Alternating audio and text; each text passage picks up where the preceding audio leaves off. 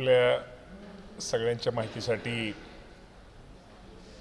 पंतप्रधान सूक्ष्म अन्न प्रक्रिया उद्योग योजना, ज्याला आपण PMFME असं संबोधतो, आणि त्या या योजनेमध्ये महाराष्ट्र राज्याने देशामध्ये सर्वात चांगला काम केलं त्याबद्दल हा पुरस्कार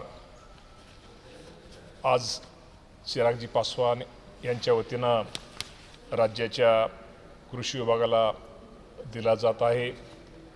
आणि या पुरस्काराच्या मिळाल्याबद्दल निश्चित प्रकारे मी केंद्र सरकारचे, आमच्या राज्याचे मुख्यमंत्री देवेंद्र फडणवीस साहेब, एकनाथ शिंदे साहेब, सुनेत्रा वहिनी पवार आणि सर्वच आमचे महिला उद्योजकापासून सगळे ज्यांच्यामुळे हा पुरस्कार आम्हाला ज्यांनी भाग घेतला सर्वांचा, त्याचप्रमाणे आमच्या कृषी विभागाच्या सगळ्या अधिकाऱ्यांचं, त्या सर्वांना धन्यवाद देतो, त्या सर्वांचं आभार मानतो।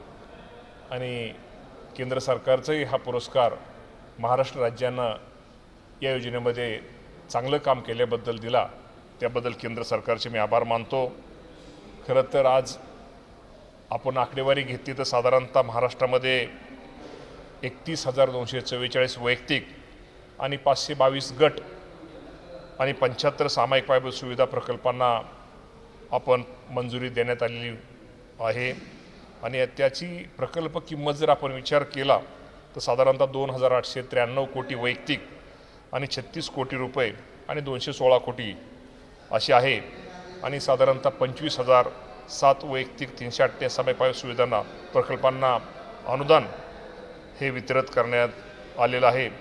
आणि यामध्ये खरंच ह्या यशाचं एक वैशिष्ट्य आहे की आमच्या ज्या महिला आणि स्वयंसहायता समूहाच्या आर्थिक सक्षमीकरणाच्या दिलेला यामध्ये भर आणि सीड्स कॅपिटल घटकांतर्गत ग्रामीण व शहरी भागातील स्वयंसहायता समूहातील 61,323 सदस्यांनी MSRLM आणि SULMच्या माध्यमातून 221 कोटी निधी या सर्वांना वितरित करण्यात आलेला आहे। ही केवळ निश्चित प्रकारे आर्थिक मदत नसून महिलांच्या हातात उद्योजकतेची ताकद देणारी एक गुंतवणूक आहे। आणि यामुळे निश्चित प्रकारे ज्या ज्या वैयक्तिक ह्या लाभार्थ्यांनी किंवा सर्वांनी यामध्ये सार्वजनिकांनी भाग घेतला, गटांनी भाग घेतला, त्यांनी खूप चांगलं काम यामध्ये राज्यामध्ये निश्चित प्रकारे मिळालेलं आहे। आणि निश्चित प्रकारे बाजारपेठेची पण यांना जोड मिळालेली आहे। आणि साधारणतः एकंदर जर हे केलं तर निश्चित प्रकारे 2,49,390 प्रत्यक्ष आणि 7,48,170 अप्रत्यक्ष मनुष्य दिवस रोजगार यामुळे निर्मित, ह्यामुळे आम्हाला सर्वांना एक अपेक्षित निश्चित प्रकारे आहे। आणि महाराष्ट्राची कामगिरी ही नुसती राज्यस्तरावरच थांबलेली नाही, टॉप 10 परफॉर्मिंग डिस्ट्रिक्टमध्ये महाराष्ट्राचे 7 जिल्हे आहेत। आणि निश्चित प्रकारे हा पुरस्कार हा राज्याच्या आमच्या जे नवीन उद्योग, नवीन व्यवसाय आणि जे नवीन हे करतात त्यांच्यासाठी निश्चित प्रकारे एक प्रेरणादायी आहे। आणि ह्या पुरस्काराच्या माध्यमातून निश्चित प्रकारे राज्यातील आम्हा सर्वांना त्याला एक प्रेरणा या निमित्तानं निश्चित प्रकारे आम्हा सर्वांना मिळेल। पण दुसरं म्हणजे की जे अहिल्यादेवी कर्जमुक्तीच्या संदर्भामध्ये दुसरा टप्पा जो आहे तो झालेला आहे, किती शेतकऱ्यांना याचा लाभ मिळालेला आहे आणि पुढचा टप्पा कधीपर्यंत केला जाणार आहे? निश्चित प्रकारे आपल्या सगळ्यांना माहिती आहे की अहिल्यादेवी होळकरांच्या नावाने जी कर्ज योजना, शेतकऱ्यांची कर्जमाफी योजना ही राज्य सरकारच्या वतीनं जाहीर केलेली होती। आणि आपल्या सर्वांना माहिती की पहिल्यांदा 17 लाख शेतकऱ्यांना या कर्जमाफीची यादी आपण दिली होती। त्यामध्ये साधारणतः 14 लाखाच्या आसपास शेतकऱ्यांनी KYCचं काम झालेलं आहे, अजूनही काम युद्ध पातळीवर चाललेलं आहे। आणि ॲग्रिस्टॅकच्या माध्यमातून निश्चित प्रकारे आपण ही योजना शेतकऱ्यांना ही कर्जमाफीची देतो आहे। आणि पहिल्या टप्प्यामध्ये साधारणतः 6,22,000 शेतकऱ्यांना 5,029 कोटी रुपयाची आपण त्यांच्या बँके खात्यामध्ये त्यांना आपण वितरित केलेलं आहे। आणि कालच दुसऱ्या टप्पा राज्याच्या मुख्यमंत्र्यांनी कालच त्याला ही दिलेलं आहे। साधारणतः 6,36,000 असे एकूण शेतकरी आणि एकूण 5,086 कोटी रुपयाची कर्जमाफी ह्याचा आपण त्यांना हे वितरित कालच केलेलं आहे आणि राहिलेले उर्वरित शेतकऱ्यांच्या बाबतीमध्ये सुद्धा सांगतो की टप्प्याटप्प्याने आता ही आपल्याला कर्जमाफी ही सुरू झालेली आहे। साधारणतः आज ही जवळजवळ 10,5-11,000 कोटी आणि उर्वरित आपल्याला माहिती आहे की जे राज्य सरकारने जाहीर केलं होतं की 56 लाख शेतकऱ्यांना याचा लाभ मिळणार आहे। साधारणतः 40,885 कोटी रुपये, जवळजवळ 40,000 कोटीपेक्षा जास्त रक्कम यासाठी शेतकऱ्यांना लागणार आहे। ही 2 लाखाच्या आतली असतील, 2 लाखाच्या वरच्या असतील किंवा 2019 साली महात्मा फुले कर्ज मुक्ती ज्या योजनेमध्ये महात्मा फुलेंच्या नावाने त्यामध्ये जे काही शेतकरी यामधनं राहिले होते, आपण त्यांना पूर्वी 50,000 दिले होते, परंतु नंतर मुख्यमंत्र्यांनी सर्व शेतकरी संघटनेचे नेते कोण त्यांनाही 2 लाख रुपयाने आपण निर्णय देतोय आणि लवकरात लवकर ही रक्कम आपण सर्वांना देतोय आणि ज्याप्रमाणे रेग्युलर भरणारे शेतकरी त्यांनाही रक्कम लवकर देतोय। मी आता ही प्रक्रिया सुरू झालेली आहे। जे रक्कम आमचे शेतकरी ज्याची वाट पाहत होते ते निश्चित प्रकारे आम्ही करतोय आणि साधारणतः 31/3 आपल्याला माहिती 31/3 नंतरचं जे व्याज आहे की आता 2000 जे शेतकरी आमचे 25 नंतर आता जे व्याजरावरचं व्याज आहे ते व्याजही हे राज्य सरकारनं सर्व बँकाला आदेश दिले, ते व्याज निश्चित प्रकारे त्या बँकाने त्या शेतकऱ्यांचं माफ करावं, त्यांना ती सवलत द्यावी अशा बँकेने आम्ही सूचना दिलेल्या आहेत। काय अडचणी येतात त्या शेतकऱ्यांना? कारण पहिल्या टप्प्याच्या वेळेस अनेक वेळा अनेक प्रश्न उपस्थित केले गेल्याचं बघायला मिळतं। ते विरोधी पक्षच नाही तर शेतकऱ्यांकडून एक समस्या सांगितल्या जातात, आता त्या समस्या कुठले अडचण राहिलेली नाही। आम्ही एकदा पोर्टलला आपण त्याप्रमाणे एकदा यादी कळवल्यानंतर समजा एखाद्या शेतकऱ्यालाच कर्ज 1 लाख रुपये आहे व्याजासकट आणि आम्ही समजा बँकेला 70,000 रुपये कळवले, तर शेवटी तुम्हाला माहिती हेअरकट त्यांचा आणि बँकेचा आमचा एक करार झालेला आहे, त्याप्रमाणे त्यांनी बँकेने ती वरची रक्कम ही त्यांनी त्या माझ्या शेतकऱ्यांना सवलत द्यायची आहे। त्यामुळे जरी आम्ही 1 लाखाची 70,000 कळवली, 30,000 रुपये ती बँकेने, त्यामुळे 1 लाख रुपये त्यांचं हे माफ होणार आहे। तेव्हा शेतकऱ्यांनी कुठेही ती गल्लत शेतकऱ्याची बहुतेक आता दिसत नाही आहे। पूर्वी ह्या गोष्टी झाल्या होत्या, परंतु टप्प्याटप्प्याने त्यामध्ये आता सुधारणा झालेली आहे। म्हणजे 2019ला जे शेतकरी कर्जमाफीपासून वंचित होते महात्मा फुले कृषी योजनेतून, त्यांचं व्याज आपसुकच आहे की ते वाढलं? नाही, ते महात्मा फुलेची वेगळी गोष्ट। त्यांना त्यावेळेस आपण त्या योजनेमध्ये जे शेतकऱ्यांना कर्जमाफी मिळाली होती त्यांना आपण 50,000 रुपये देणार होतो, परंतु 50,000 न देता त्यांना पण आपण सरसकट 2 लाख रुपये देतोय। त्यावेळेस जे राहिले ते सरकारमुळेच राहिले आणि आता त्यांचं जे व्याज समजा त्यावेळेस 1,90,000 असेल आणि आता 2026ला ते व्याज 2.5-3 लाख रुपये झालं असेल, तर ती जबाबदारी कोण? ते 2 लाख रुपये आम्ही सरसकट त्यांना सगळ्या चूक तुमची नाही, सरकारची म्हणून? नाही, सरकारची चूक म्हणता येत नाही त्याला। आपण त्यांना उलट पूर्वी 50,000 देणार होतो, पण शेवटी आपल्याला माहिती आहे की शेवटी शेतकऱ्यांची मागणी, त्यांचं व्याज नाही माफ होणार। 2 लाख रुपयापर्यंत आम्ही सगळे देणार, वरचं त्यांनी भरायचं। 2 लाखापर्यंत आम्ही सगळे शासन आम्ही देणार आहे त्यांना। सहकारमध्ये असाही कायदा असतो की जी मूळ रक्कम आहे त्या रकमेच्या दुपटीपेक्षा अधिक रक्कम घेता येणार नाही?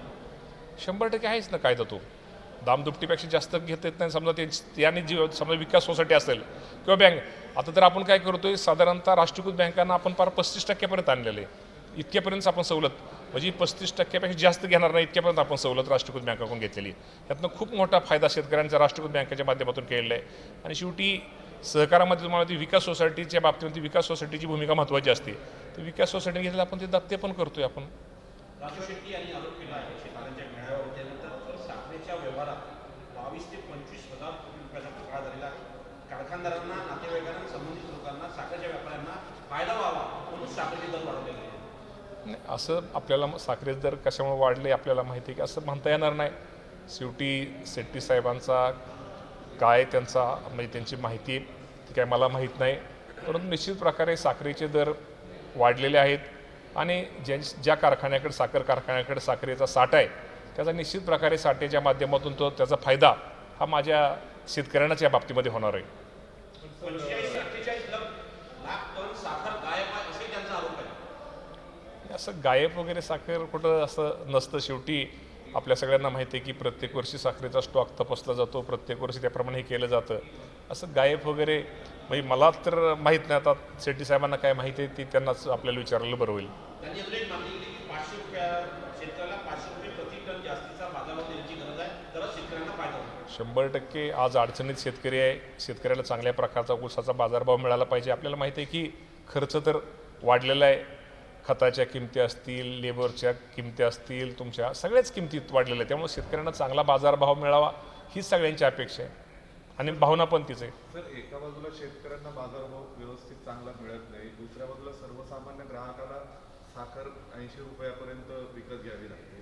मग इथे काय प्रिव्हेंटिव्ह मेजर्स किंवा सध्या सरकारकडून चालू आहे? शेवटी केंद्र सरकार राज्य सरकार शेवटी त्यांना सगळ्या दोघांचं पण हित जपलं पाहिजे. शेवटी ग्राहक पण महत्त्वाचा आहे, शेतकरी पण महत्त्वाचा आहे आणि शेतकऱ्याला पण चांगल्या प्रकारचा बाजारभाव मिळाला पाहिजे. खरं तर शेतकऱ्यांच्या आम्ही केंद्रीय आपले मंत्री अमित शहा साहेबांना पण आम्ही त्यांना विनंती केलेली की जी साखरेचा जी किंमत आहे ती तो आपण त्या आधारभूत किंमतच त्याचं खरं तर MSP आपण म्हणतो त्याला ती किंमत जर थोडी वाढवली तर निश्चित त्याचा शेतकऱ्यांना फायदा होईल. मराठवाड्यामध्ये अनेक ठिकाणी पाऊस जो आहे तो कमी झालेला आहे. दुबार पेरणीचं संकट आलेलं आहे. 17 जिल्ह्यामध्ये आसपास पाऊस जो आहे त्याचं प्रमाण कमी झाल्याचं पाहायला मिळतं. ही गोष्ट खरी आहे. आपल्याला माहिती आहे की एल निनोच्या संकटामुळं पाऊस काही ठिकाणी जादा पडतोय, काही ठिकाणी कमी पडतोय. मुंबई, कोकण, ठाणे किंवा पुण्याच्या अलीकडे घातमातेवरती पाऊस जादा आहे. पण आता पुण्याच्या खाली जर आपण पूर्वेला गेला इंदापूरच्या साईडला, सोलापूर, विदर्भ, मराठवाडा या ठिकाणी किंवा सांगलीच्या पूर्व भागाला म्हणजे सगळीकडे पाऊस काही ठिकाणी झाला आहे, काही ठिकाणी पाऊस हा कमी पडलेला आहे आणि निश्चित प्रकारे शेतकरी आज हवालदिल आहेत. आणि खरं तर आता एवढंच आहे की आपल्याला माहिती आहे की या बाबतीमध्ये आपण आता पेरणी झालेली आहे, पेरणी चांगली उगवलेली आहे, पण आता पाण्याची गरज आहे. आता पाऊस येणं खूप आपल्या दृष्टिकोनातून महत्त्वाचं आहे आणि आपण निश्चित प्रकारे पाऊस यावा असं परमेश्वराला निश्चित प्रकारे विठ्ठलाला साकडं घालूया. आणि ही गोष्ट खरी मराठवाड्यामध्ये निश्चित प्रकारे पावसाचं प्रमाण हे कमी आहे. केंद्रीय मंत्री अमित शहा यांच्यासोबत तुमची बैठक झाली होती साखरेच्या प्रश्नावरती, सहकाराच्या प्रश्नावरती. अनेक मुद्दे मांडले, त्याच्यामध्ये डोमेस्टिक साखर वेगळी, कमर्शियल साखर वेगळी, हे सगळे मुद्दे मांडले होते. 10 दिवसात निर्णय होईल असं त्यावेळेस सुनेत्रा पवार यांच्यासह अनेक नेत्यांनी सांगितलं होतं. त्याचं काय झालं? नाही, अमित शहा साहेब या बाबतीमध्ये जे शासनाचं साखर संघाचं शिष्टमंडळ असेल ते आम्ही त्यांना भेटलो होतो. कांद्याचा त्यावेळेस प्रश्न होता, ते सगळे भेटलो होतो आणि अमित शहा साहेब त्या बाबतीमध्ये सकारात्मक त्यांनी मला वाटतं त्यांची बैठकही त्या बाबतीमध्ये त्यांनी घेतली होती आणि काही निर्णय निश्चित प्रकारे येणाऱ्या दिवसामध्ये शेतकऱ्यांच्या दृष्टिकोनातून चांगले निर्णय येतील, चांगले धोरण घेतले जाईल. तुम्ही राज्याचे कृषी मंत्री आहात आणि तुम्ही राष्ट्रवादीचे नेते देखील आहात. राष्ट्रवादी काँग्रेस म्हणजे साखर कारखानदाराचा पक्ष आहे. आता साखर कारखाने तेही सहकारी साखर कारखाने. आता या शेतकऱ्यांना वाढलेल्या साखर दर जे मिळणार त्याचा हप्ता शेतकऱ्यांपर्यंत पोहोचणार का? त्याची जी किंमत आहे ती शेतकऱ्यांपर्यंत जाणार का? 100% गेलीच पाहिजे शेतकऱ्यापर्यंत. शेवटी ती जर किंमत गेली, शेवटी आपल्याला माहिती आहे की आम्ही पण सगळे शेतकरीच आहोत, शेतकऱ्याचीच मुलं आहोत. त्यामुळे शेतकऱ्याचं हित हेच आमचं हित आहे. त्यामुळे निश्चित प्रकारे त्याचा फायदा माझ्या शेतकऱ्यांना निश्चित प्रकारे ज्या कारखान्याकडे साठा आहे त्यांना होईल. इथेनॉलची निर्मिती केली म्हणून साखरेचे दर वाढले, साखरची निर्मिती कमी झाली महाराष्ट्रामध्ये? नाही, असं अजिबात चुकीचं आहे, असं म्हणता येणार नाही. सर, अतिवृष्टीमुळे नुकसान होते, त्याच्या संदर्भात काही कृषी मंत्र्यांना तुम्ही बोलणार आहात का किंवा आज मी आता सकाळी गडकरी साहेबांना भेटलो. नंतर हा पुरस्कार आहे, पुरस्कारानंतर मी चव्हाण साहेबांची शिवराज सिंग चव्हाण साहेबांची माझी तिथे भेट होईल, त्यांनाही भेटणार आहेत आणि राज्याच्या कृषी विभागाच्या जे गरज आहे किंवा ज्या काही मागण्या आहेत ते त्यांच्याकडं मांडणार आहेत. तुम्हाला माहिती आहे की कृषी मंत्री शिवराज सिंग चव्हाण हे शेतकऱ्यांच्या बाजूने खूप सकारात्मक असतात आणि त्याचा निश्चित प्रकारे या आम्ही त्यांना पत्र त्याप्रमाणे देणार आहोत. सुनेत्रा पवार या राज्यभर आता दौरा करण्यात अशी माहिती मिळते. काय पक्ष विस्ताराच्या संदर्भात आहे का? 100% सुनेत्रा वहिनी पवार.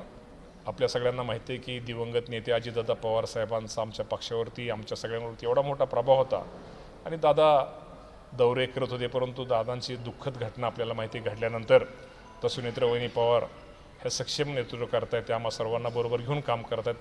2 दिवसापूर्वीच आमची बैठक या निमित्तानं आपण म्हटलं त्याप्रमाणे झाली होती आणि वहिनी राज्यभर दौरा करून राज्यातील राष्ट्रवादी पक्ष कसा अधिक आमचा बळकट होईल आणि तो पक्ष कसा गावोगावी कसा त्यामध्ये पक्ष पोहोचेल आणि सर्व समाजाला बरोबर घेऊन कसा पोहोचेल यासाठी सुनेत्रा वहिनीचा हा दौरा आहे. कधीपासून दौरा असणार आहे?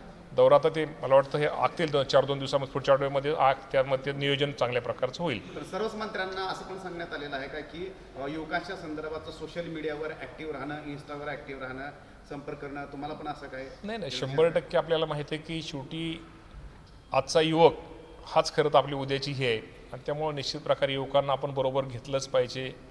युवकांच्या पण प्रत्येक गोष्टीमध्ये आपण निर्णय घेताना त्यांचाही विचार हा केला पाहिजे. त्यांच्यात जाऊन त्यांच्याही भेटी घेतल्या पाहिजे, त्यांच्या अडचणी, त्यांच्या समस्या का सर्वच. मी काय राष्ट्रवादी पक्षच नाही, आमच्या महायुतीचे सर्वच पक्ष यासाठी प्रयत्न करत आहेत.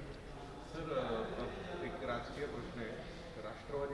पक्षाच्या विलिनीकरणासंबंधी परत चर्चा सुरू झाल्या आणि होईल असं चिन्ह दिसायला लागली अशी शक्यता वर्तते. नाही नाही, या बाबतीमध्ये आमच्या प्रमुख सुनेत्राबाई पवार आहेत आणि आमच्या प्रमुख आता शेवटी हा निर्णय घेणं किंवा चर्चा करणं हा निर्णय सगळा सर्वस्वी सुनेत्रा वहिनींचा आहे. त्यामुळे सुनेत्रा वहिनी जो निर्णय घेतील तो आम्हासाठी मान्य असेल. एबीपी माझा, उघडा डोळे बघा नीट.